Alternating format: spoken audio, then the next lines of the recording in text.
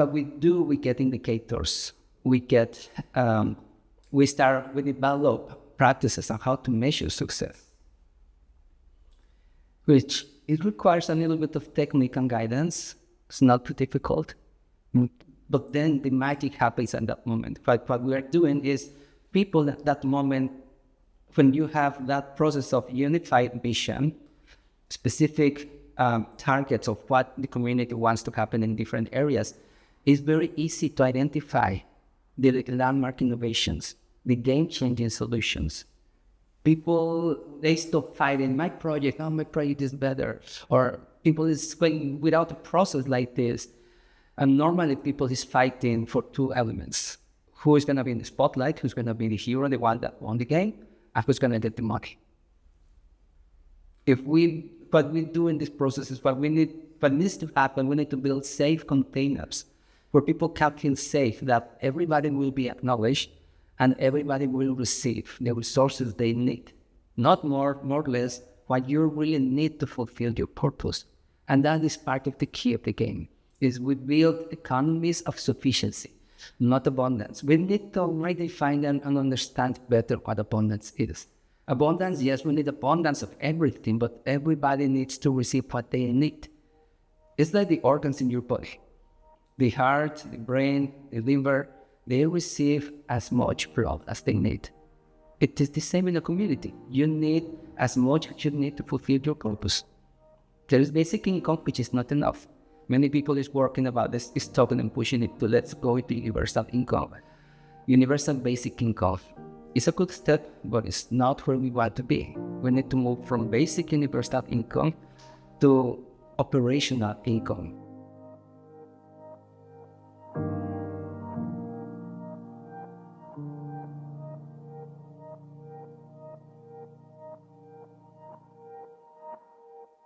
Hi, my name is Senka Caro. I'm founder of LightNet, and my passion and purpose is to make the impossible possible.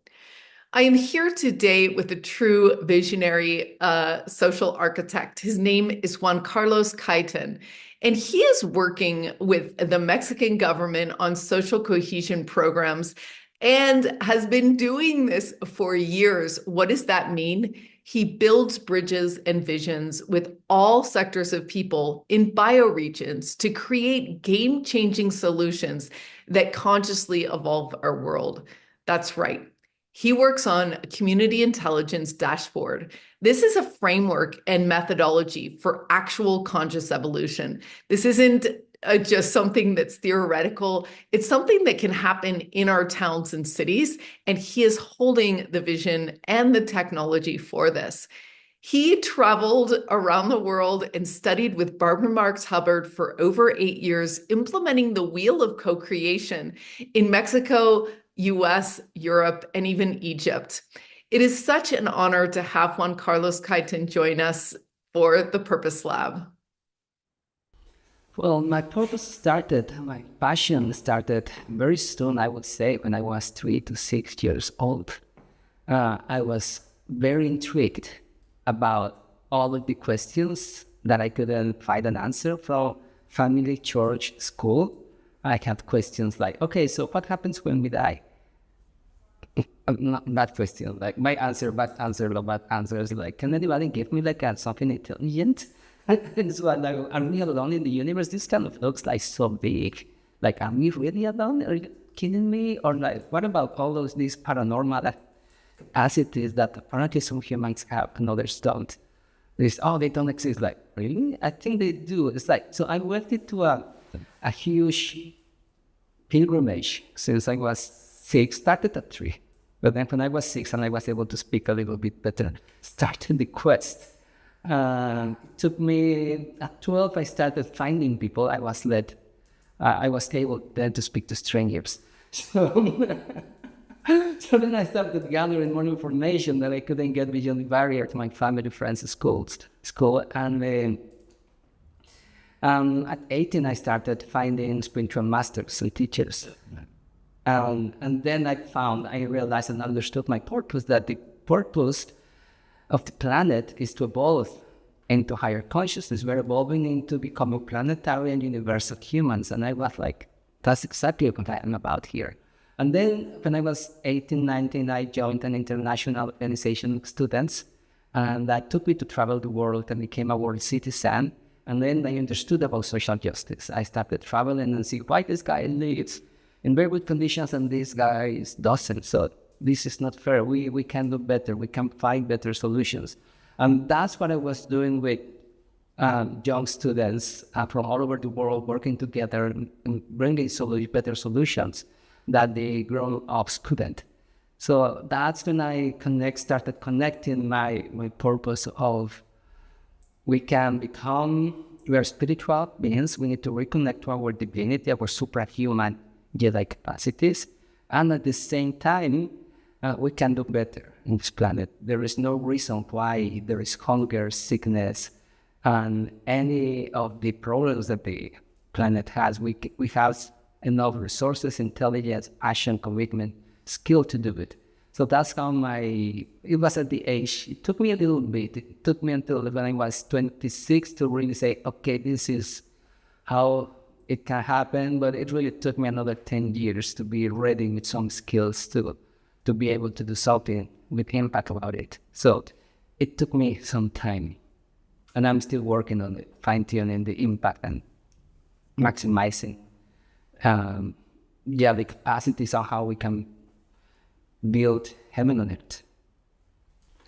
Well, as I was studying and trying to understand the purpose of why we're here on earth, I started learning from indigenous wisdom leaders, wisdom keepers, and pretty much evolutionary leaders like avant-garde thinkers.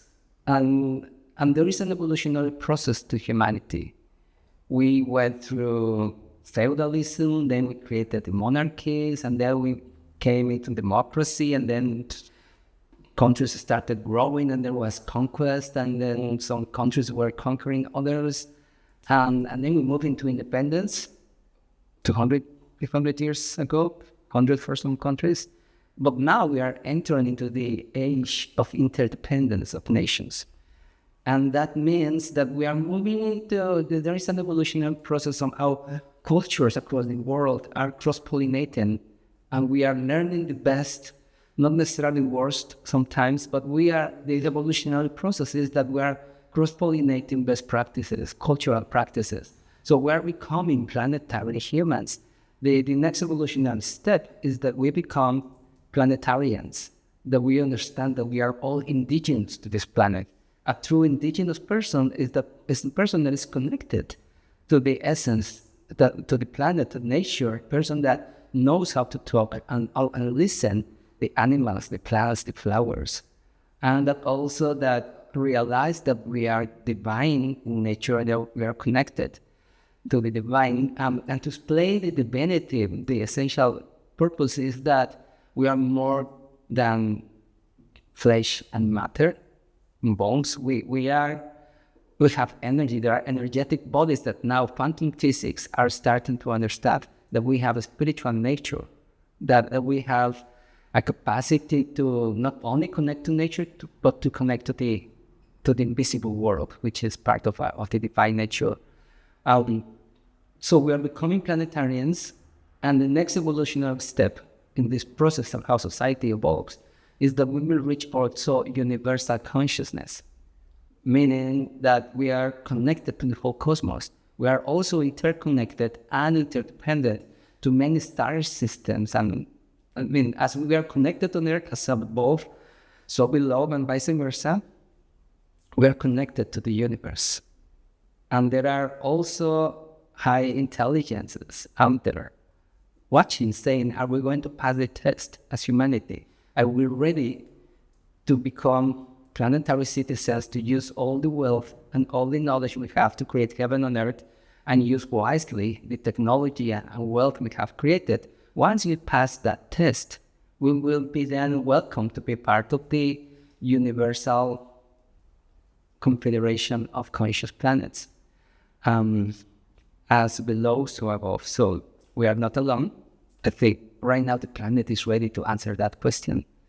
My friend of mine, Barbara Marx Hubbard, always will ask people, who in this room thinks that we are really alone in the universe, and nobody who thinks that there is life out there that are wanting to be in touch with us, and everybody.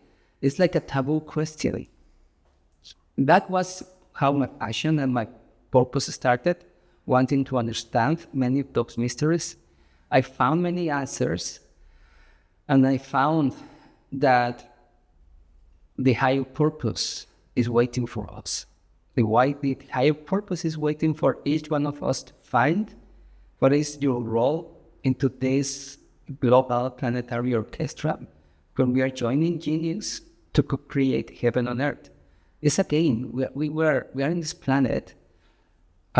It's like one of those games when they put you in a room and they put you a test and you have to follow instructions and figure out a problem. I think we are living something like that. We are here on this planet where we were not given on purpose instructions, and we need to figure out how to get along, how to share your toys with the other kids, how to share our food, and how to learn how to live in peace. There's a party here where people is wasted, there is no food, there are no beverages, people are fighting.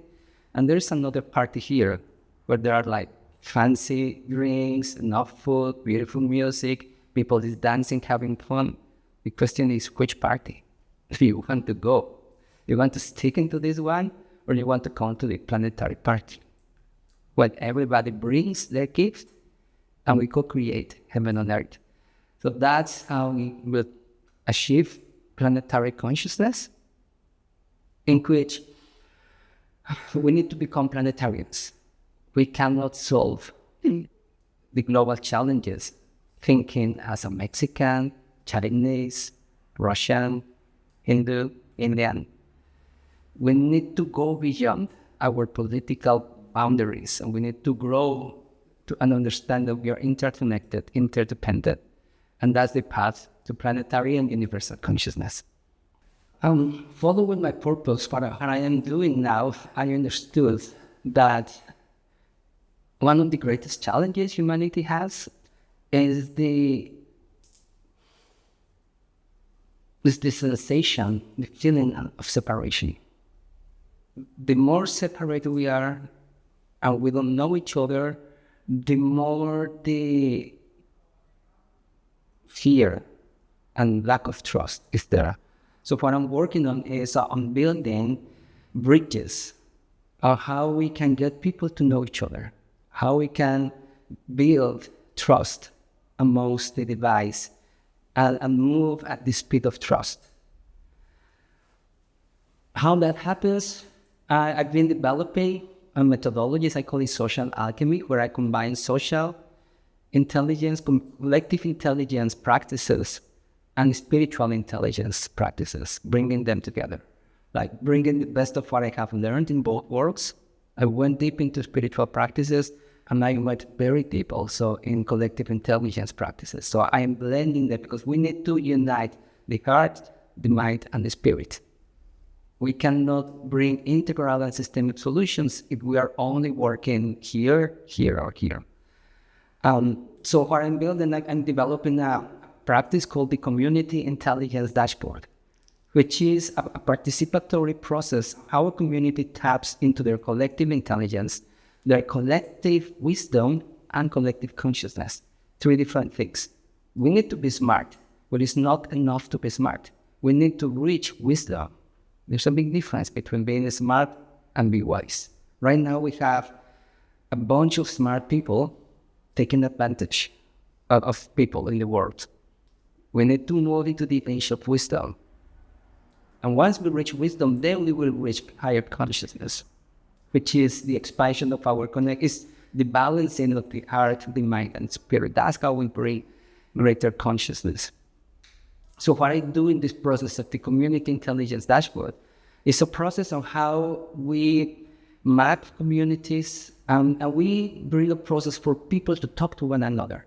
We bring all of the community to start talking in small circles, clusters. Okay, let's get the people that like to talk about ecology to start a conversation, and the ones that are into social justice environment, spirituality, governance, economy, etc.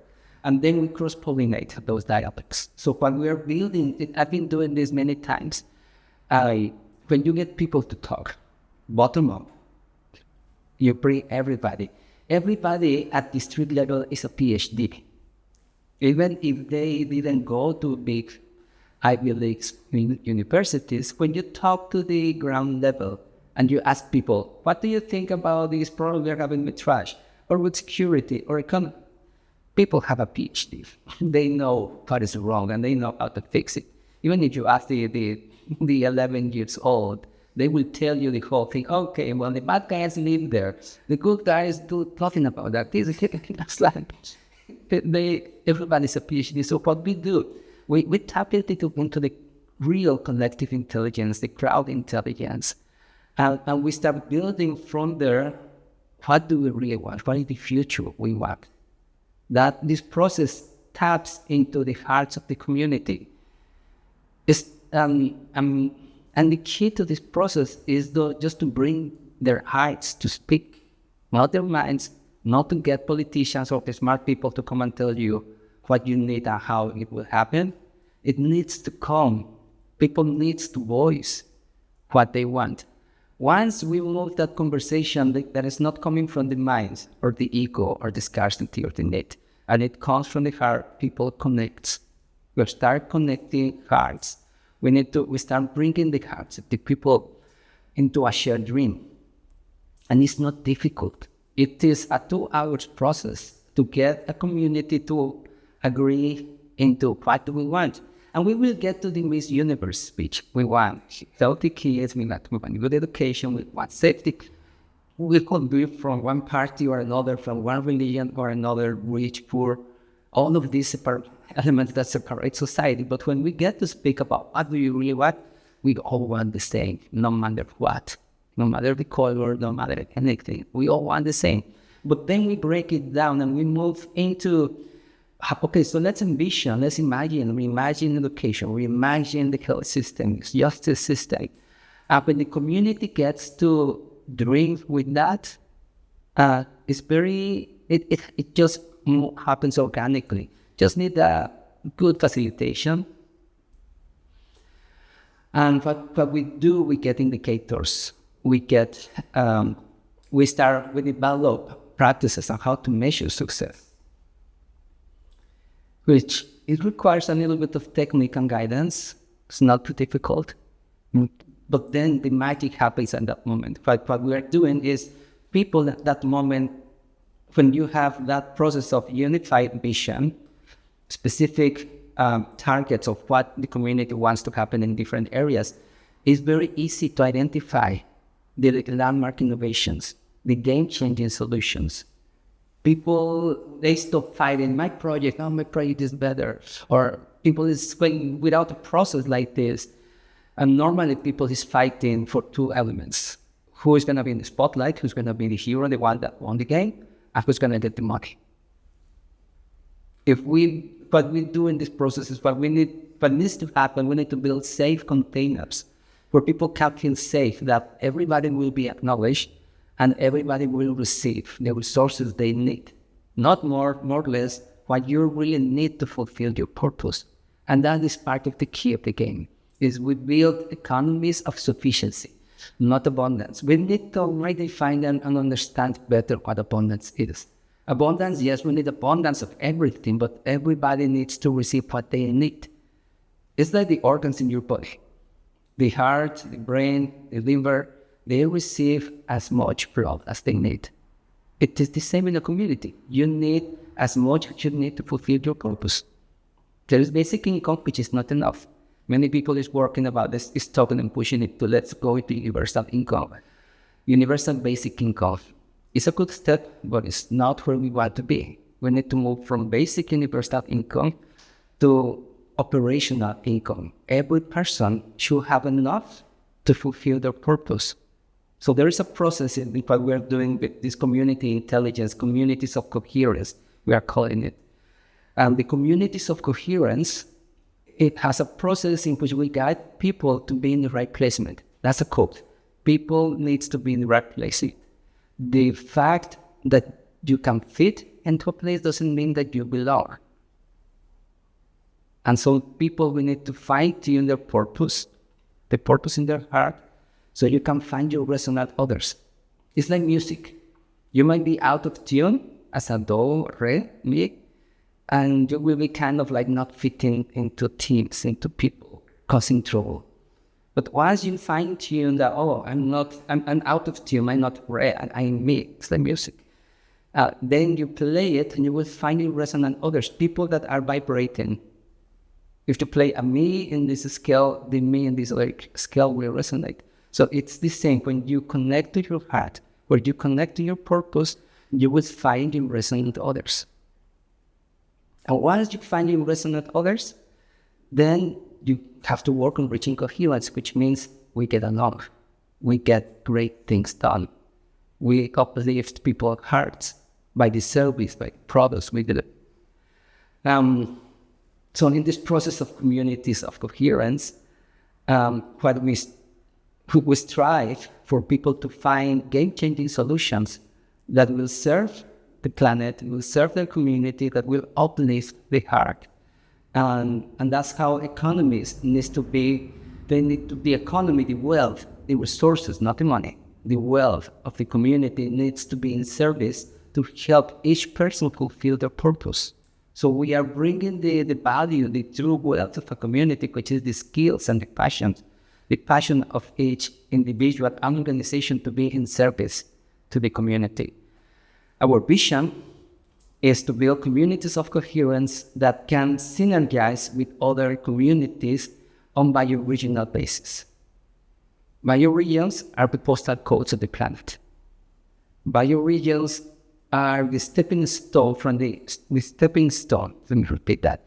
Bioregions are the stepping stone from the age of the nation state to the age of planetary consciousness. Why? Because as nations are dividing people, bioregions will unite us. By the simple reason that it is in my best interest that this lake is saved. It is my best interest that we save the river, that we have self-sufficiency of food. There are many reasons of why a city, a community is not big enough to care and solve problems as water, food, security, economy even.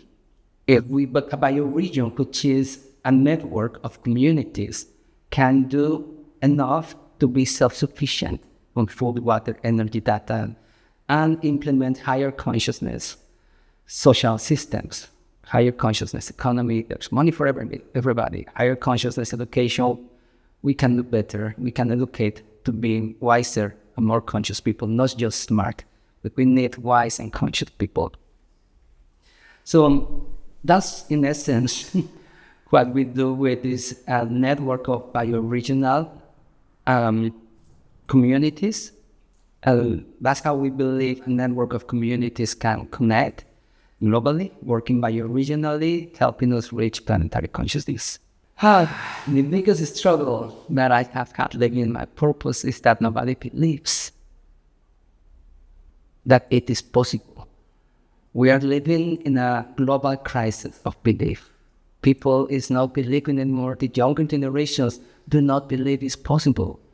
And that has been one of the biggest struggles. People saying, why are you just not doing money? Why you just don't focus on having a house and enough money for your retirement?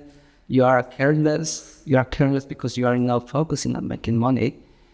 You are doing so many things. And I'm going to tell you, well, money is not the most important thing.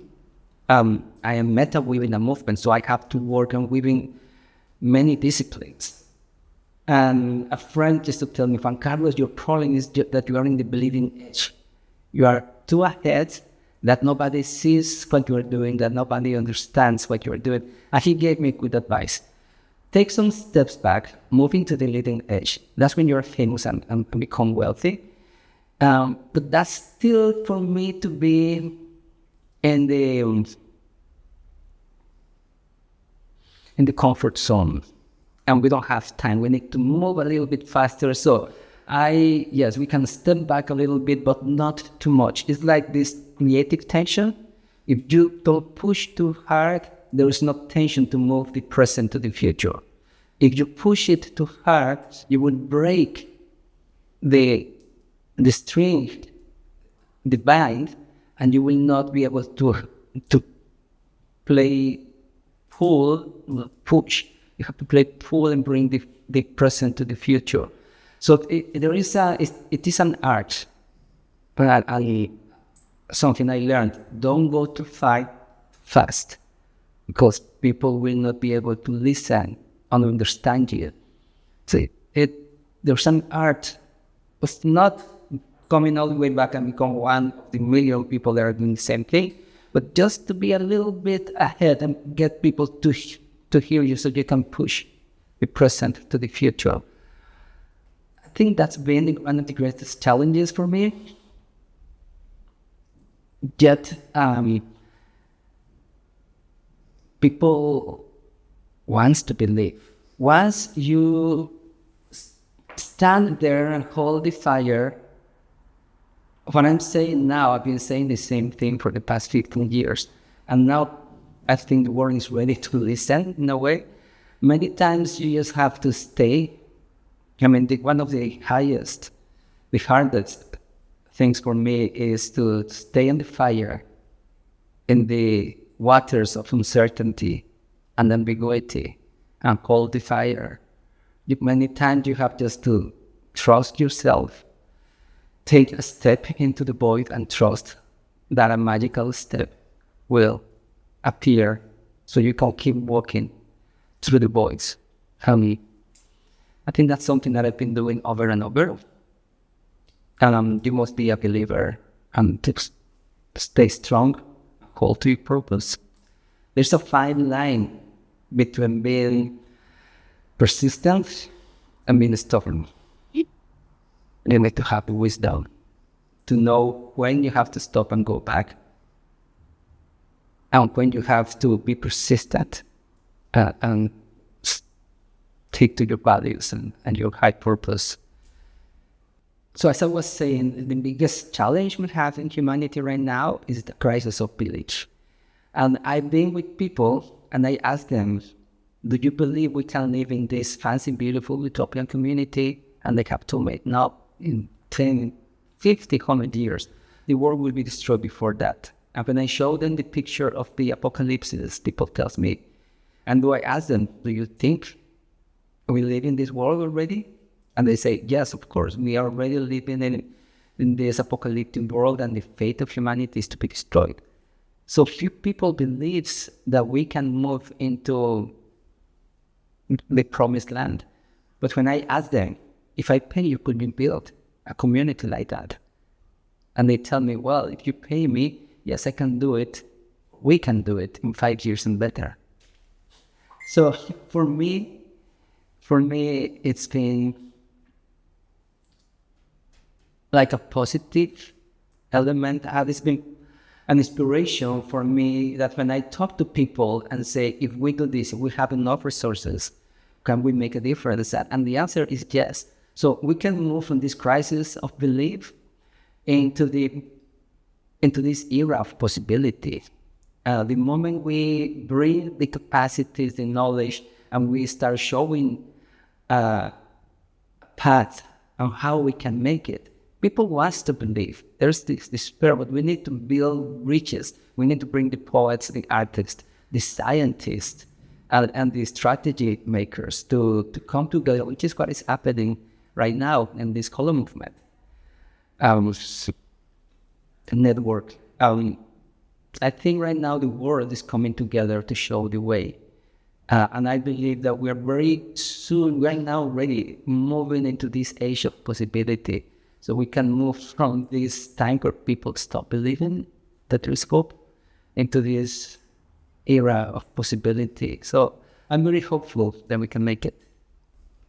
I think one of the challenges that we're facing in the world trying to help people and make a better world is that people is working still with an NGO mindset, like philanthropy. Let's help people. I think that's totally wrong. We need to move to work on social entrepreneurship. We need to dignify people with work, with a way not for people not just to be receiving money, but empowering them to find a purpose and find a meaningful and dignifying job. Every problem in the planet is a business opportunity. So we need to bring business leaders, conscious business leaders, because we need them. We need to work, people that are doing groundwork in NGOs, they need to build the synergy, conscious business leaders and organized society coming together so we can build social enterprises. They do good economically and they do good to the planet. It's good. We're doing good at the square. I believe that's the future because we bring huge amounts of resources from the old world to build the new. We need to have that duality. When a system is decaying, which is there's a system comes up like a social system and then it decays. So when it is decaying, there's a new system emerging. The shorter, the faster we build bridges from the old to the new, the smoother the transition takes. The longer we take, we move into violent transitions, revolutions, wars, and then we learn it the bad way. We can say that, and that's why how we are doing it now. We are building bridges from a system that is not that is bad, that's life. I mean, systems, they fulfill their purpose and we are reinventing ourselves as society. So it's a constant evolution of we can always keep doing better and going into, we are upgrading as in computers. We are upgrading our social operating system. And right now we need to think that way. We are moving from an old operating system that we have grown in complexity. There is nothing wrong with what we had. It just doesn't work. We have more complexity. We need a social system with higher complexity. So all of the innovations that we are creating right now are bridges from the old to the new so we can have a smooth transition from an economic system that, thank you, you brought lots of innovation, but you are also destroying the planet. We need to shift into an economic system that cares also for the planet, not for maximum profit. It cares for the planet, for people, for every living being in the planet. The same with governance. We move from which democracy has been doing great, but it's not the best we can do.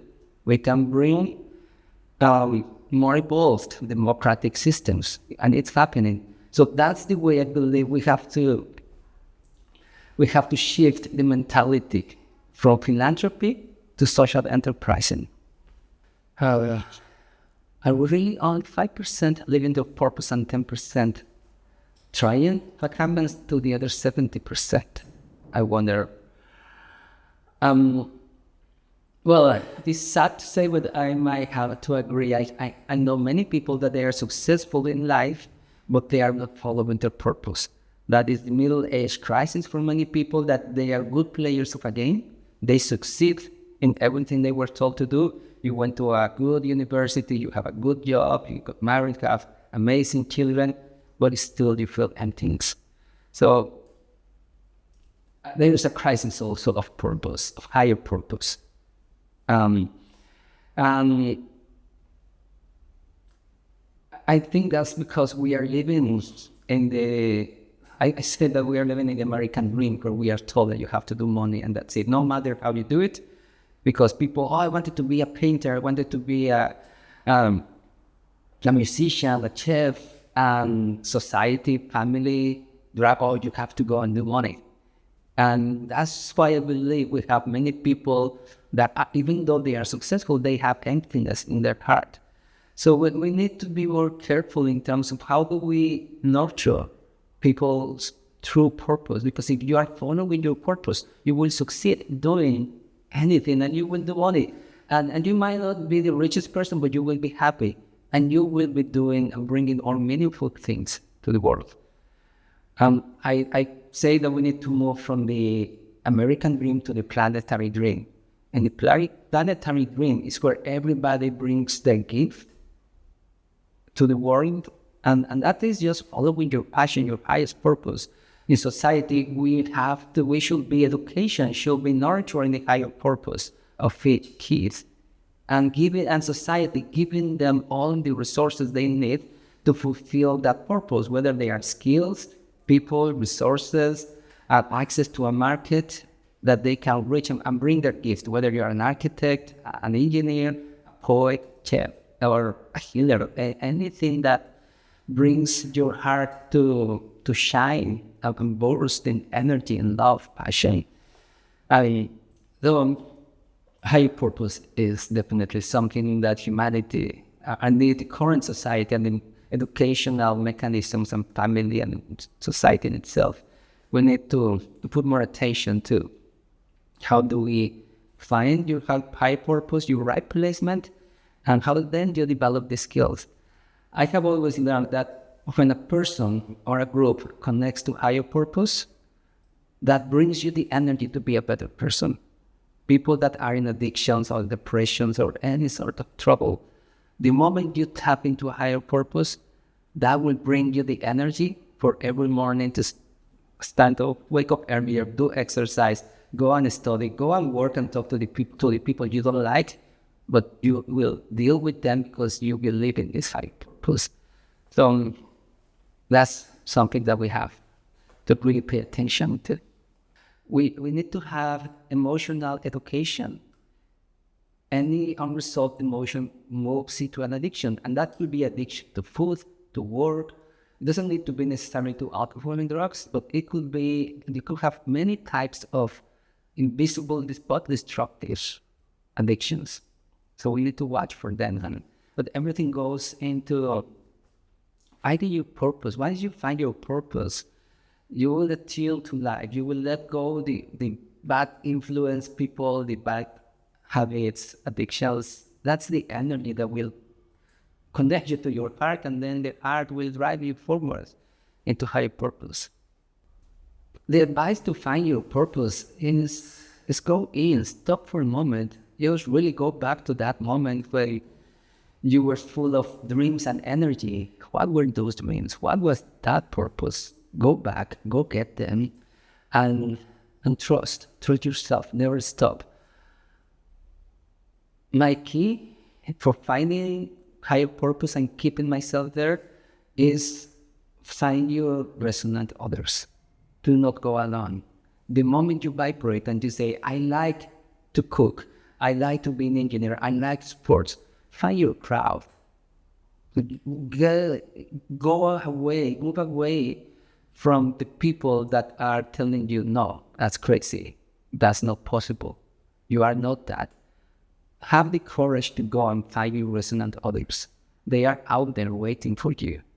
Once you find them, you will find your travel companions and you will have a joyful path finding your purpose. It may be a long and winding road, but it's a joyful one at the end. Once you look back and say, wow, I did it, and I am not alone. I am with my gang, my friends, my family. You will be celebrating that you fulfilled your purpose and you didn't waste your life lacking a high purpose. Are you looking to begin your life of passion and purpose? We are waiting for you with our groups of 8 to 12. These loving teams are formed to look over our success data to find the fastest and funnest and most direct way for you to find your purpose and calling in life. To find out more, go to holomovement.net/purpose.